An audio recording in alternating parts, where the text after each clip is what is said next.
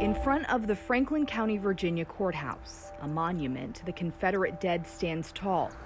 The shadow it casts, according to Ruby PENN, is a constant reminder of the racism that still breeds here. I'll be 70 years old in February, and I am very, very tired.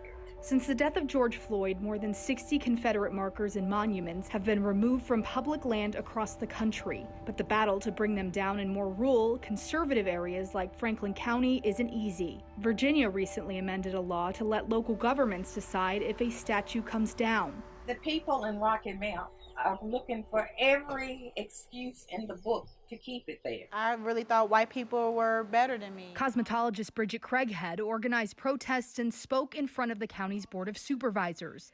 But the board on Tuesday decided to delay a decision on the monument's fate by putting a non-binding referendum on the fall ballot. CRAIGHEAD's newfound activism, she says, comes from a hope that her 4-year-old son won't grow up feeling like she did at his age. I took my Barbie dolls and I would take the black heads off and put white baby doll heads on. North Carolina still has 69 monuments standing. 56 of those are in conservative counties like Alamance that voted for Trump in 2016. Here, despite the county manager's public safety argument for removing the statue, the county commission hasn't acted.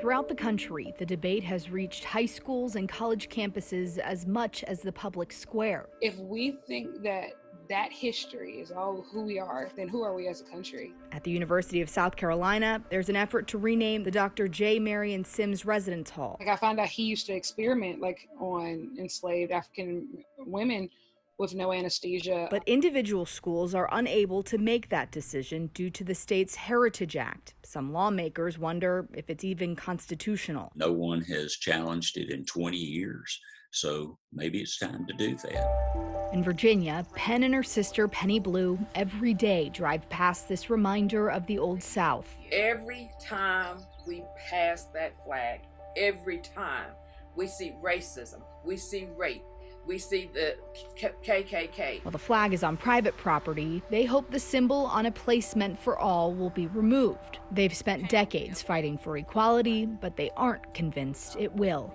Sarah Blake Morgan, The Associated Press.